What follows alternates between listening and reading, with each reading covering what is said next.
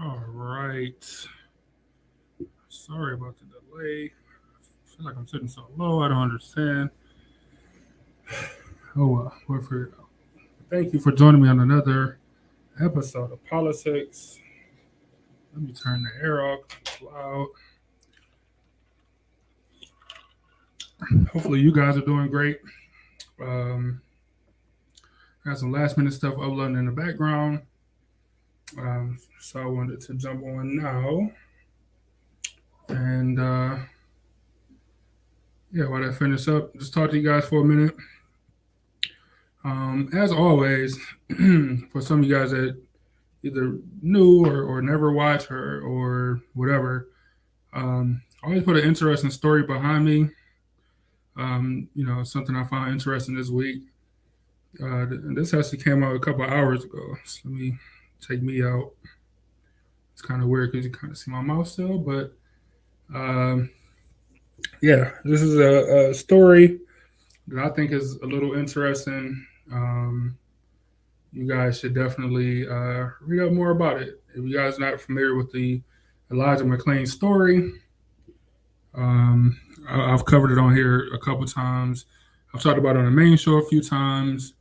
Um, so yeah, uh, indictments are not sentences or whatever, but it's definitely a good step in the right direction. And something I'll be keeping my eye on. So if that type of thing interests you, definitely go ahead and check it out. Try to phase myself back in. All right. So, hey, Angel, top fan Angel, thanks for joining me as always. Um, so this won't be a super long show.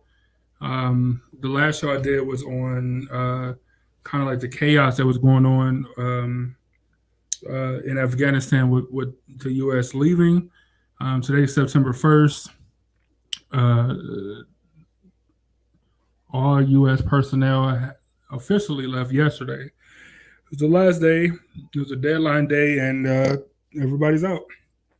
So I just wanted to take a look at this war, this 20-year war, uh, by the numbers, man. I just want to take a look at it by the numbers. So I had a couple of videos. I got a graph to put up. We could just talk about the numbers. Um, some of the stuff might be surprising. Some of it, frankly, won't be surprising, I suppose, if that's how you want to look at it. But um, let's just get a good overview. Just short of 20 years, the now ending U.S. combat mission in Afghanistan was America's longest war. First, let's take a look at the human cost of this war. These numbers come from both Harvard and Brown University. More than 2,400 American service members have been killed in Afghanistan through April. We've also lost more than 3,800 U.S. contractors, over 1,100 other allied service members, including from other NATO member states, plus more than 400 aid workers and over 70 journalists. 66,000 Afghan national military and police have died, along with more than 47,000 Afghan civilians. With the Taliban continuing its takeover, crowds have been flooding the tarmac at the airport, trying to leave Afghanistan. And new reports say the chaos has led to at least 3 people dying from gunshot wounds today near the terminal. Now let's take a look at the cost in dollars, according to this breakdown of U.S. costs to date for the war in Afghanistan from 2001 to 2021. It details everything from our Defense Department overseas contingency operations to veterans care for Afghan war vets. That total comes in at over $2.2 trillion. As the U.S. approaches its August 31st deadline for ending its combat role, U.S. Defense Secretary Lloyd Austin has approved the decision to send 1,000 more U.S. troops into Afghanistan to help ensure U.S. personnel are evacuated safely. All right. Just short of 20 years, the now ending U.S. So that was the same thing twice. Angel said on Joe Biden's post on Facebook, he just announced about it being over. I saw at lunchtime today, 20 years. That's crazy. Yeah, this will be the 20-year anniversary of September 11th. Um, in 10 days, like that. It's a legit 20 years. Like not like so. I'm like, man, I've known that person almost 20 years. Like this is a legit full 20 years. Like it's crazy. So that number kind of, I'm sorry, that video kind of went, um, you know, kind of quick on a lot of stuff. I just wanted to see if I can, let me see if I can pause on these numbers. Because it kind of went by kind of fast. Um, so in 20 years, in these, and I might be mistaken. Don't get me wrong, or don't fault me if I am. But these numbers might even be a little bit off with the suicide bomb situation that happened, you know, like about a week ago. So these numbers could even be off a little bit with more 13 more deaths for American service members. Um, we're just looking at the numbers. Um, it's crazy to me. So, of course, this was an American war, even though we have allies. And as you can see, the casualty count for America's soldiers, service members, are more than double. But what is crazy to me is that U.S. contractors. So these aren't actually military personnel. These are um, contractor for a number of different positions. Some of it is like security. Sometimes I mean, I've seen um,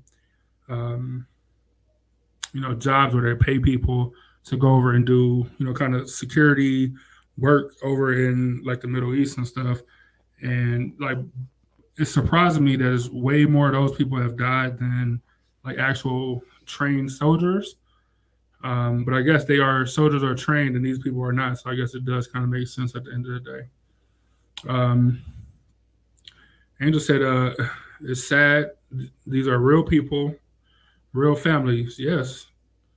Yes. That is a lot. I mean, over the course of 20 years, now some people might say, you know, um, let's say roughly uh, five, six, let's say 6.2, 6,000 people, 6,200 people roughly.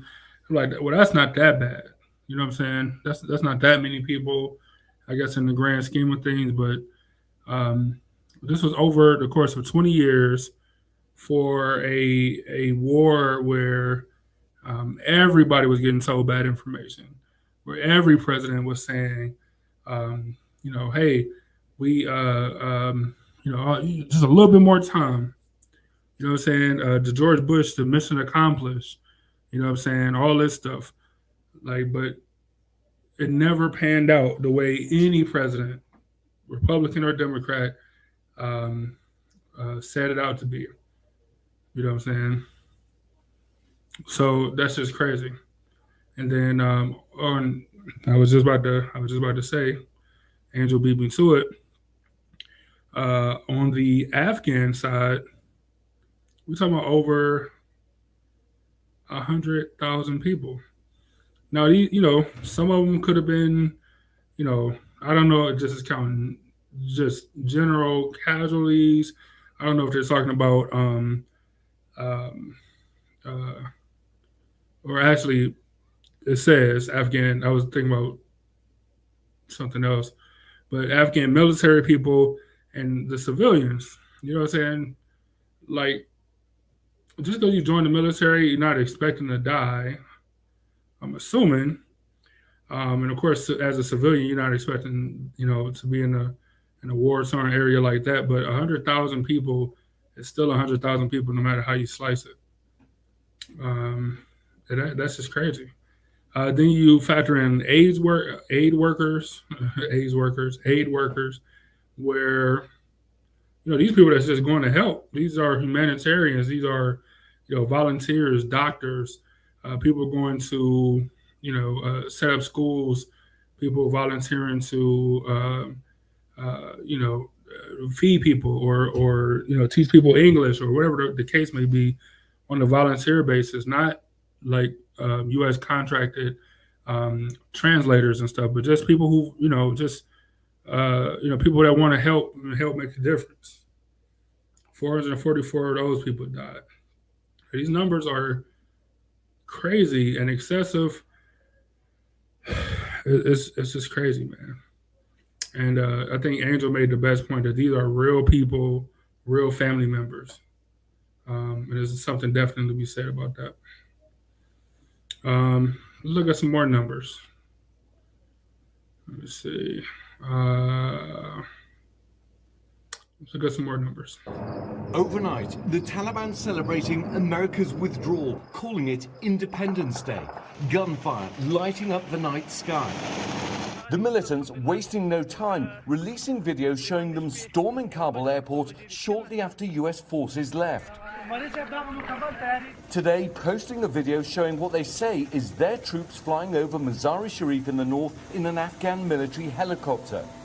In military fatigues, the militants seizing control of Kabul airport within hours of the last American plane departing. Taliban leaders walking the tarmac, claiming victory over American forces in the shadow of a C-130 plane left behind, inspecting the spoils of war.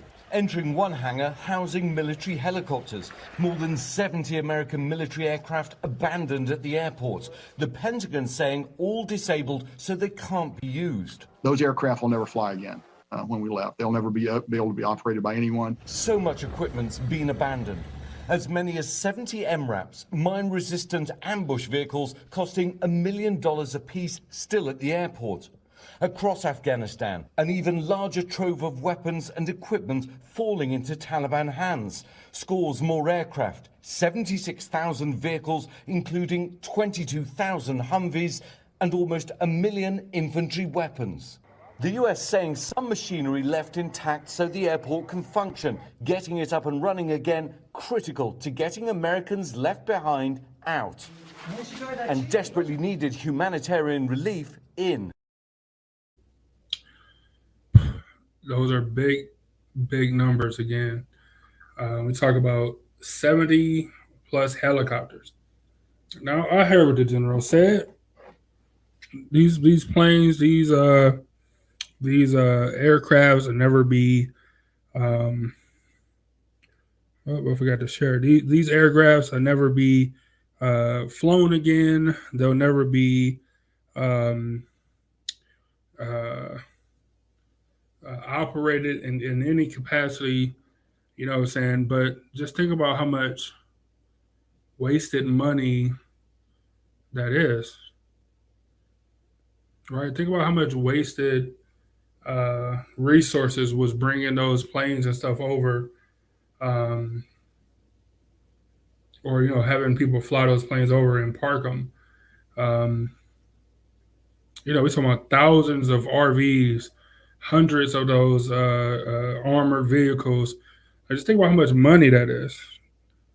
Like we look at it as military equipment. We know it's expensive. You know what I'm saying? We might need it to keep us safe, et cetera, blah, blah, blah. But when you look at it and it's like abandoned or where they destroy the control panels and shoot the tires or whatever so that it can't, so it can't be used, that's just wasted money. So much wasted money. And, if you know anything about our politics here,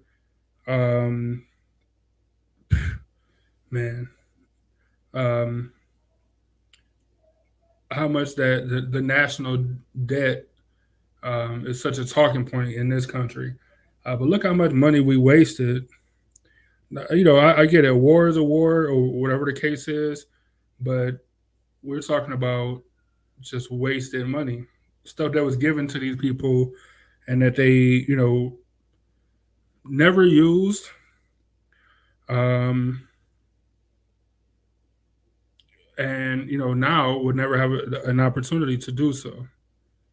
Along with, think about how many guns, like almost 1 million service weapons. You know what I'm saying? So I'm assuming that means ammo as well, handguns and rifles and all of this stuff, all this equipment, all this wasted money that's just left there to rot, or actually, I guess it'll be put to good use now. Um, it surprises me of how,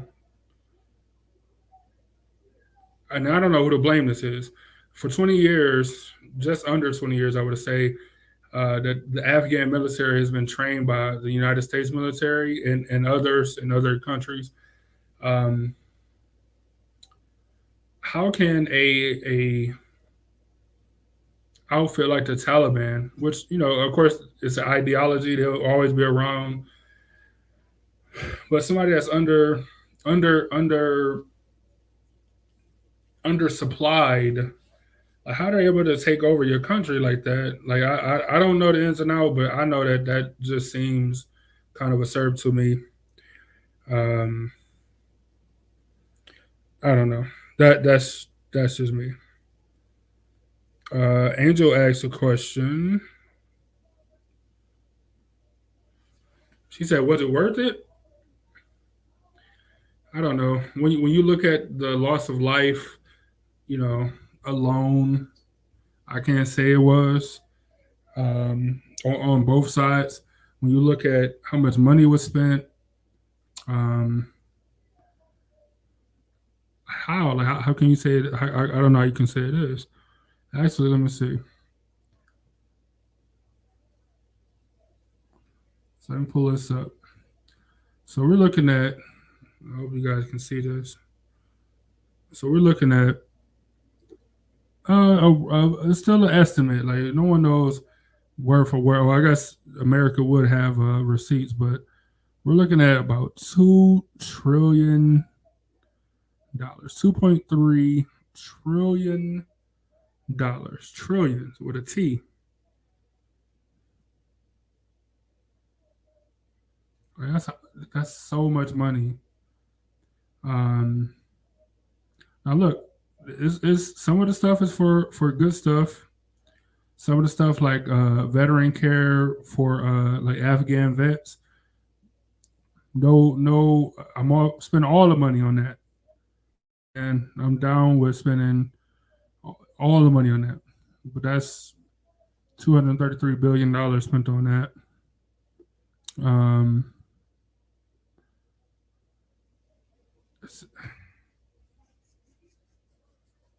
these numbers are incredible to me.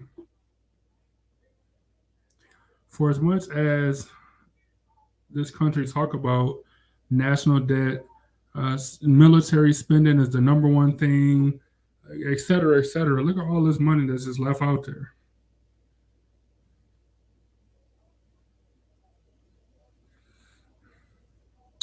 I'll put a link to this page because it has a lot of good information in regards to the breakdown of deaths.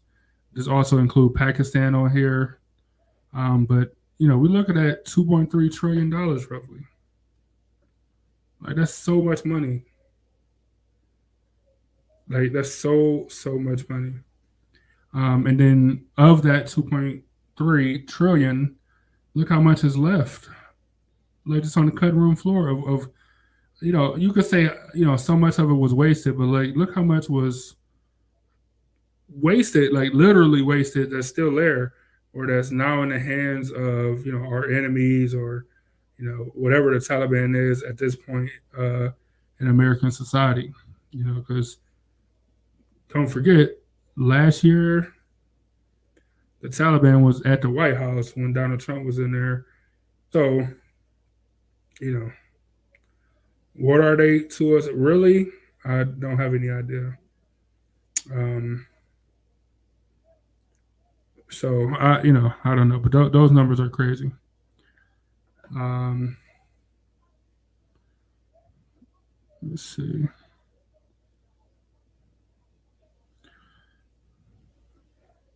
Let me see.